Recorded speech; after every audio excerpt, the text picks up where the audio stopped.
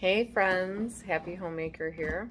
So I am in the kitchen today with one of my friends and also one of the co-founders of Earth Wisdom Wellness, and we are going to be making curd. So there's the owl and the citrus that we're going to be using for the curd. Some grapefruits. And this is the beautiful Venkman who's got two hearts right there in his fur, and he's just chilling, enjoying the company of two homesteaders. So yeah, these are grapefruits, and we are going to begin. We're using the book Food in Jars, excuse me, and we're doing grapefruit curd. Yes, we're following a different recipe, but we're just following the basics here. So part of why we're making curd, one, because it's fucking delicious. And it's also, we're kind of on the tail end of citrus season, but it's still citrus season. And I wanted to make curd because I know a lot of folks right now are concerned about the price of eggs, or wanting to get chickens to have eggs. And I have an overabundance of eggs because I have ducks and chickens, and they were laying like crazy last year, so I water glassed them, keeping them fresh. So I have this giant 5-gallon food grade bucket in my kitchen. Ooh. That you can kind of see them in there. Yeah. So we use food grade lime mixed with water, and it creates a preservative.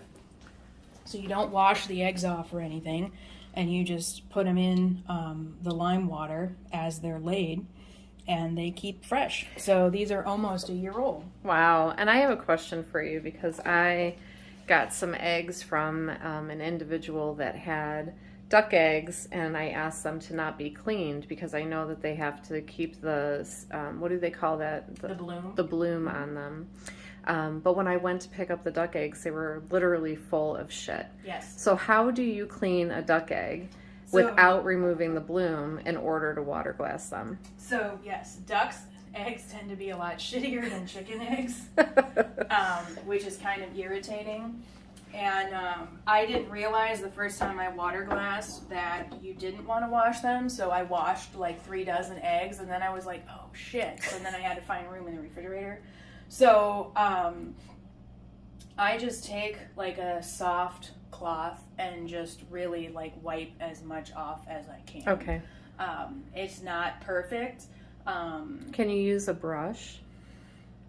Like a soft bristle brush? If it was a very soft bristle brush, I would, try that and see. If the eggs are super shitty, then just say forget it. Yeah. That's what I ended up doing. I had to say forget it, because I think if I were the one with the ducks, I would brush them off after collecting them in the morning. Yeah, and it's easier, honestly, if you get to them fast enough. It's easier to wipe off wet shit than dry shit. Yes. So right now we're going to, Nikki's cleaning the eggs, because the lime, a couple things to know about water glassed eggs, and this is for all eggs, chicken, duck, or quail. What you need to do after they've been sitting in the lime bath, the lime water, is make sure that you rinse them really, really well before you cook with them. If you are going to make hard-boiled eggs, you want to poke a tiny hole in them with a needle, or what will happen is once the water heats up, the eggs will actually crack all the way open. Like the shells get softened over time. Yes. And so you'll want to make sure to poke a little hole in there. So yeah. Like it's still a hard shell, but once I dry them, you can feel like it feels different. Mm-hmm. It's not as porous. Yeah. Yeah. So it's hard to explain.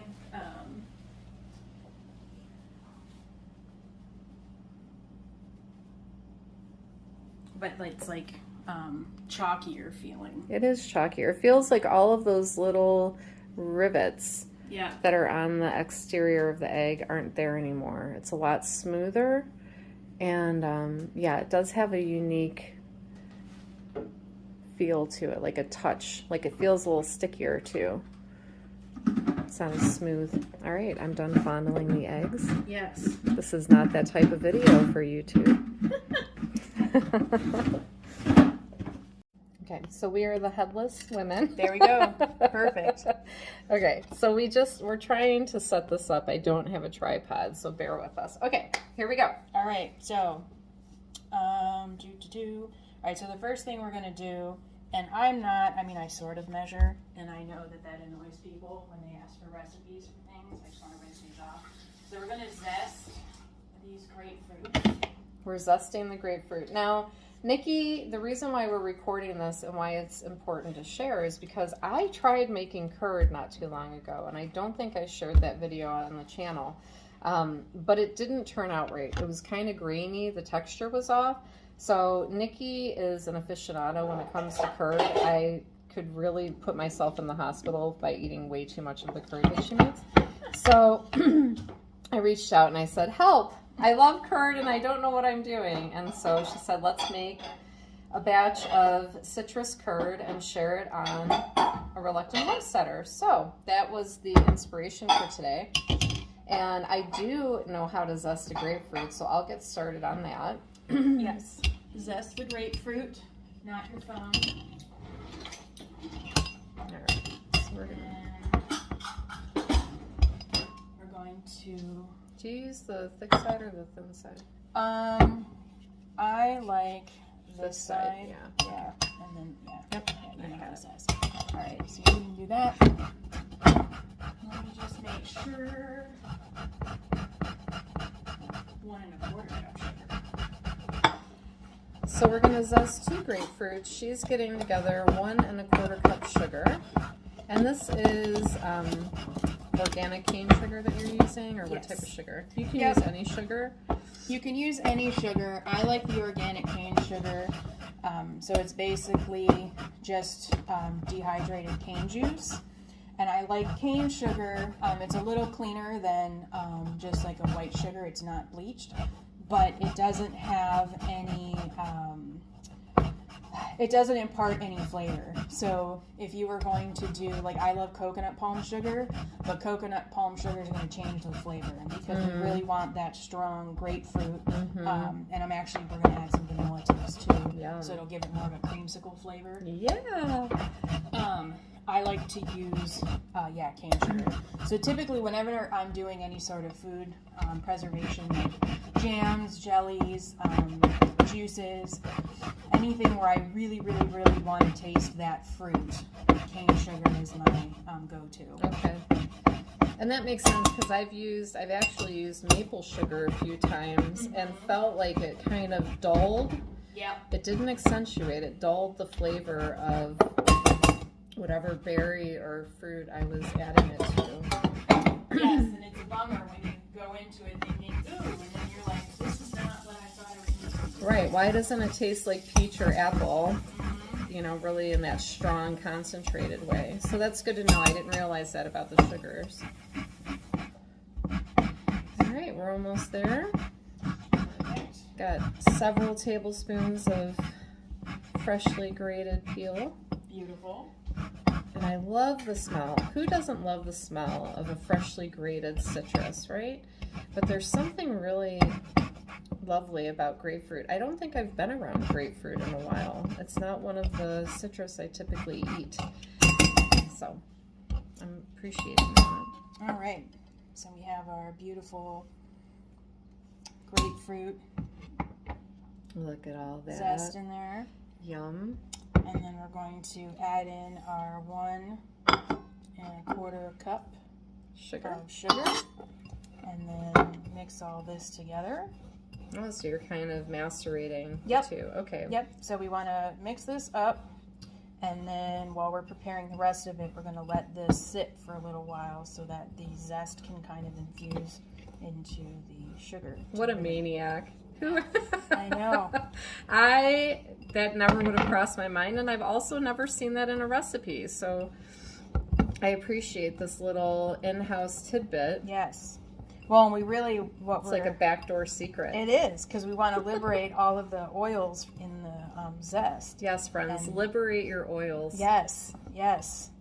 So, because like now stick your face in there. Like that's what's really gonna bring everything. Oh my God. Flavor. This is that umami moment. So look at this has been macerated together. It's the cane sugar and the grapefruit peels. Now, I'll tell you that I'm sure that it changes the mouthfeel for sure, but there's also this, like, I always say to her, your curd is like unctuous. It just makes me want to like grab onto something and squeeze the life out of it because it's so good. And I bet this is one of those key moments of like, oh, that's what helps enhance the flavor. So thank you. That's really good to know, Nikki. All right. All right. So next thing we're going to do is slice these grapefruits, and you're going to juice them with this amazing old school juicer. Love that. I have one at our home as well. Nothing like it in the whole wide world. By the way, her knives are sharp as hell, so you're gonna need a sharp knife. Yes. Oh, Nikki. Okay. And so while you're doing that, I'm going to prepare. So I need to get one more egg because we need 4 egg yolks and 2 eggs. Okay. So one more egg here. And you feel like a total badass when everybody's complaining about the price of eggs and you've got a 5-gallon bucket of eggs in your kitchen from last year. I did water glass my first batch of quail eggs, so I've been checking in on those every now and again just to see how everybody's looking, and they look really good. There isn't a better feeling in the world than having everything you need at your disposal and not having to go out to get it. Yes. You know, I can't reiterate that enough, friends. If you have been wondering about homesteading and you're on the fence and you can't understand the value of it or why you would invest so much time into it, that's why. Because when there's nowhere else to go to get your provisions, you are the place to go. Nikki and I actually did a food swap a few weeks ago, and I put that video up on the channel. And we just, did a little mini swap today with the pig that we got. We shared a pig this year, and actually it was raised in 2022. And then because I chose to get the pork sausage flavored and she did not, we actually did a swap so that she could have some of the flavored and I could have some of the unflavored, and just compare. And again, that's just another one of those things in homesteading that it just adds to the value of the experience when you can share the abundance with others. Okay, where are we at? All right, so I'm going to lift this up for a second so y'all can see, hopefully. I don't know what I'm doing. There we go. So you can see, where am I at? There we are. Those are eggs. So those are eggs that were hatched last year, that were laid last year, that I water glassed, and I can use them just like I would any other egg. And so we have 2 whole eggs, and now we're going to divide up and remove, we just want the yolks for the rest of this. So it is 4 yolks. And 2 eggs. Okay. And the yolks, I will admit, with water glassing, sometimes the white, the albumin, is a little runnier than it would be in a fresh egg.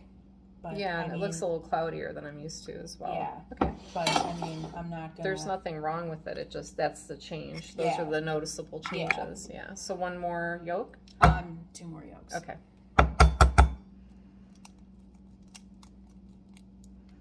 And then we're going to whisk those together.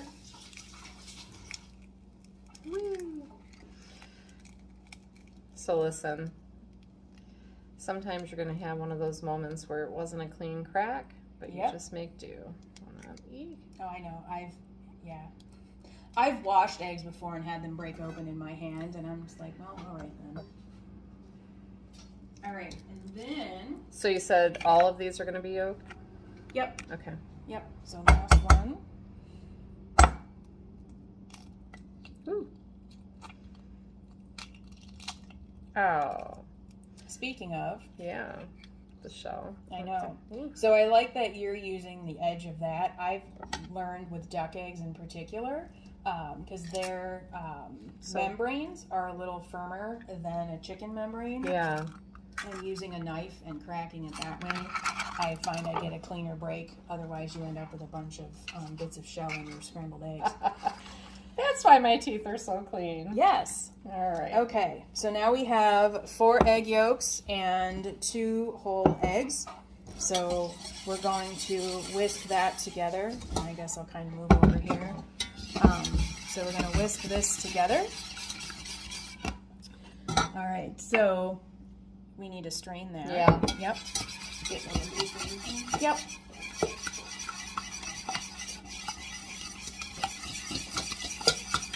So we need a 1/2 cup of that. So there's a little more than a 1/2 cup in there. Okay.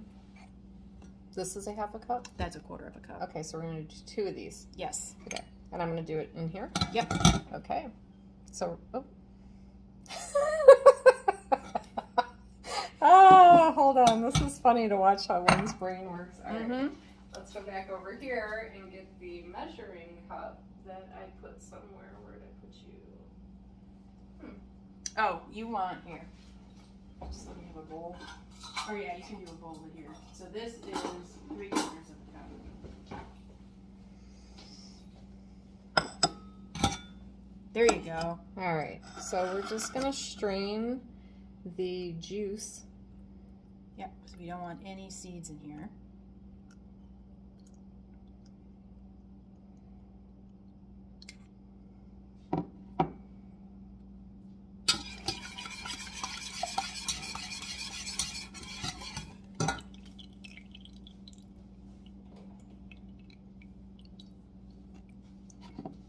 Okay.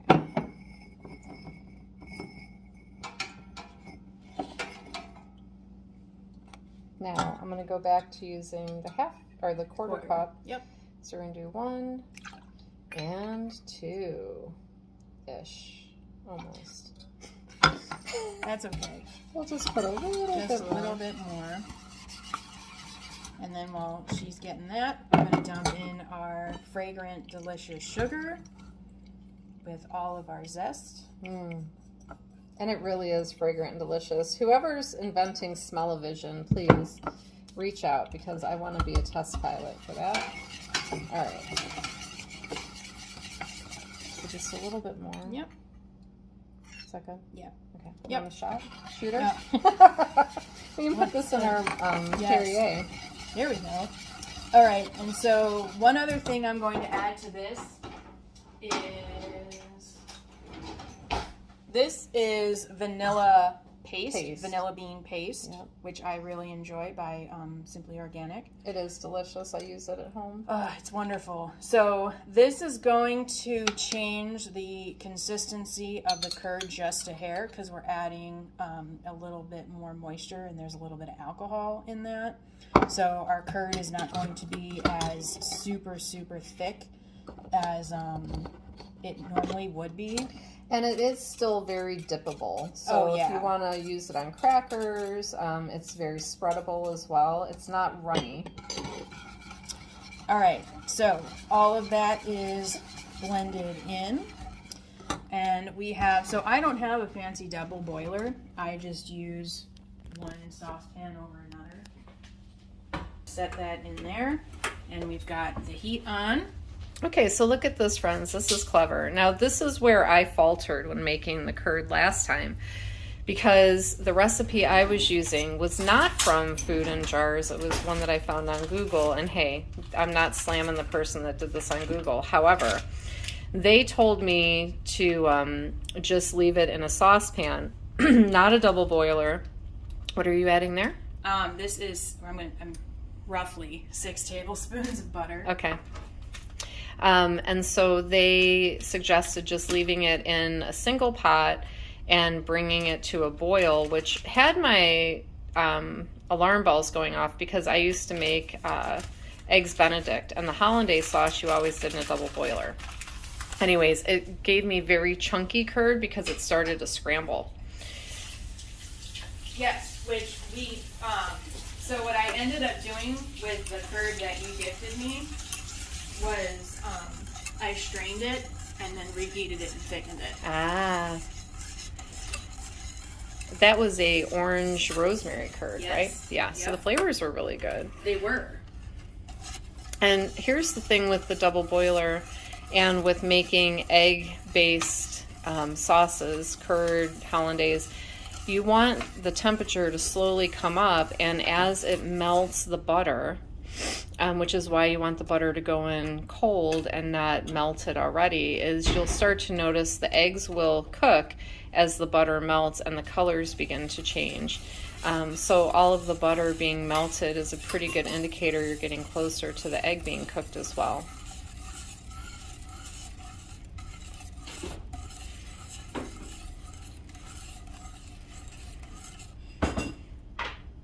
I'm a little neurotic about stirring. I don't stop. So if that makes you feel any type of edginess watching this video, please give it a pause and come back when we get a little closer to completion, because I will just keep stirring. Yeah, and honestly, we could probably pause and come back because this will be... All right, so as you can see, we're about 3/4 of the way there with melting the butter, and the egg is starting to get a little lighter. Do you notice that? So we're just going to keep going. All the butter is gone, and we're starting to get a little bit of thickness, and it's getting a lot lighter. So a lot of alchemy is taking place right now, and the steam is rising from the water below, so you know that we're getting a lot of heat.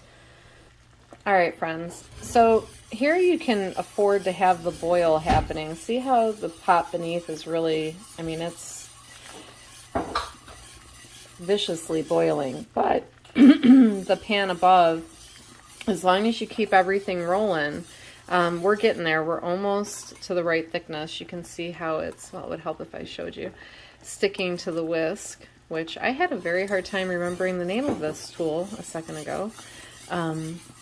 But yeah, that's the key, is keeping it in a double boiler situation so you can actually get the boil going on below and keep the whisking going on above and really cooking those yolks. To be continued. We're almost there. Are you as excited as we are? Okay, let's see here, friends. Ooh, yeah, there's a nice hang time. Yep. Hang time is good.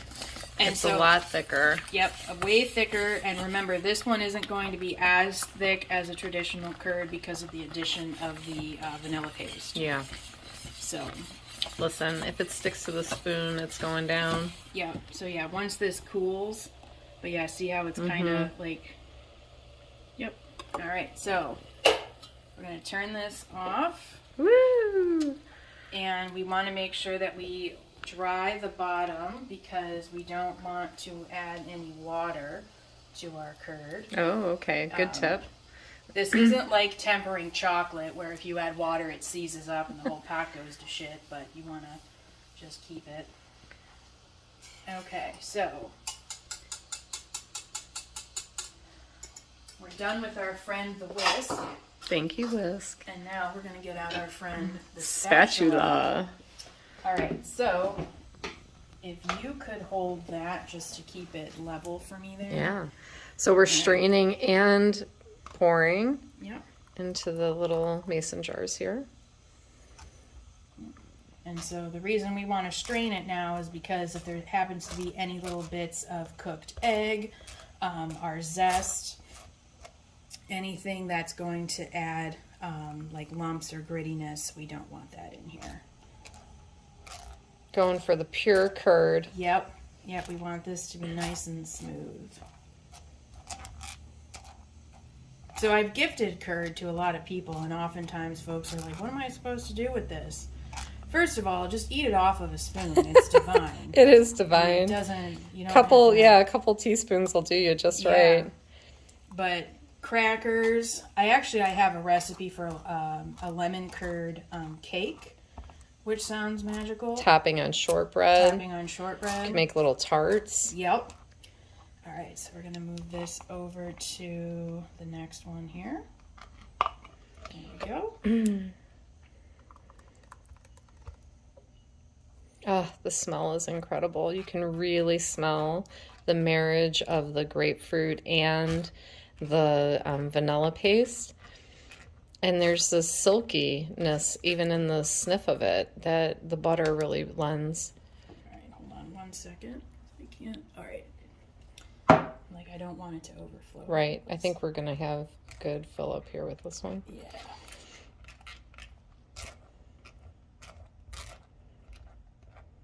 Yeah, and you can certainly, like, curd is very forgiving, so you can certainly double or triple, like, if you wanted to give this as gifts.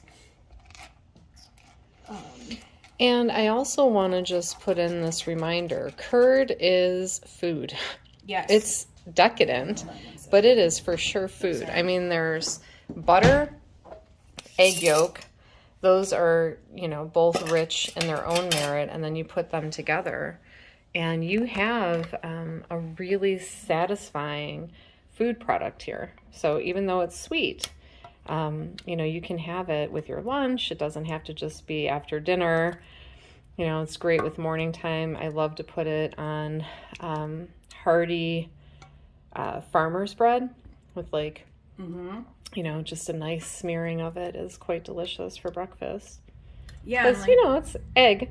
Exactly. Well, and truthfully, like, even in the afternoon, if you just need a little pick me up, like, yes, there's this sugar, but with everything else going on in there, it's a nice filling snack. It's good brain food. It is good brain food, yes. Keep the brain and the mouth happy, and the belly. Triple win.